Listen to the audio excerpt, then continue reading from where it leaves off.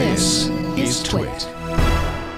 It's getting tough to be a foreign company in China. China's state-run newspaper People's Daily announced last night via Twitter that the government procurement agency had updated its list of approved security and antivirus software vendors, all 5 of which were Chinese companies. 2 that were missing, Symantec and Russia's Kaspersky Lab, which means that some government officials won't be allowed to buy security software from either company.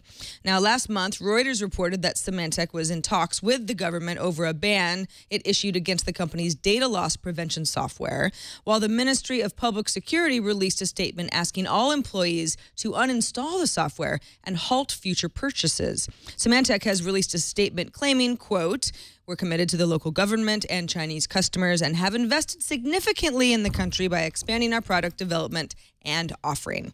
Back in May, China also banned use of Microsoft's Windows 8 OS, and last week, the country's State Administration for Industry and Commerce launched an antitrust probe of Microsoft as well.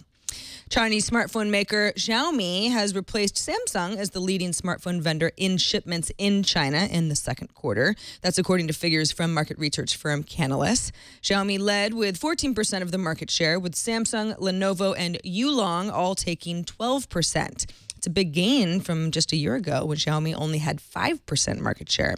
Their devices typically sell for a little more than $100, while Samsung's high-end Galaxy phones typically run over $500.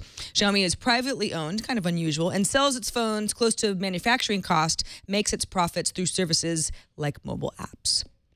Mobile payment and point-of-sale company Square has purchased food delivery service Caviar, which the New York Times reports is a $90 million all-stock deal.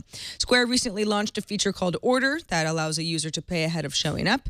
A feature called Pickup gives you the ability to order ahead and then pay when you arrive. So, what's next? Sounds like couriers. Caviar is based in major metro areas and focused, at least for now, on high-end restaurants. The company said in a statement, quote, "Our ultimate vision aligns with Square's to provide local merchants with the best tools to grow and sustain their businesses. Delivery is no doubt an important component of helping a business drive additional revenue and will work hard to create new and exciting features for everyone." Microsoft's first update to Windows Phone 8.1 has begun rolling out to developers, although anybody with a Windows Phone can register to install the update through Microsoft's App Studio program. Update 1 includes a number of improvements to the original 8.1 developer release.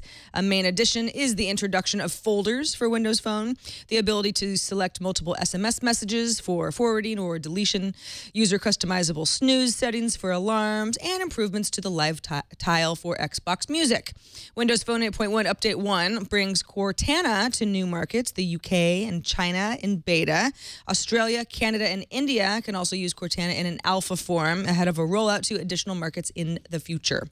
On the iOS developer side of things, Apple released iOS 8 Beta 5 for the iPhone and iPad and iPod Touch, which brings updates to iCloud photo storage, health privacy settings, and improvements to the Messages app, thank goodness, among other features and bug fixes.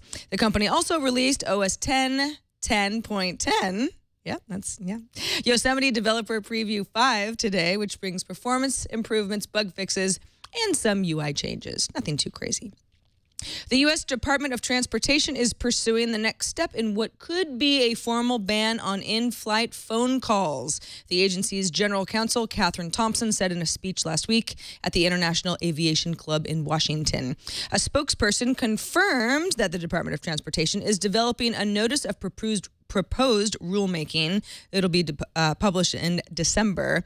And that, quote, "At this point, there is no final determination as to what the notice or the final rule will be."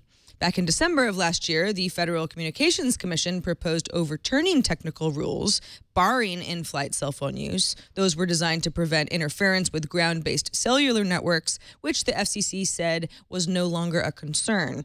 Airlines argue that the Transportation Department is overstepping authority and should let carriers decide whether to offer cell phone service, which would require some technology investment.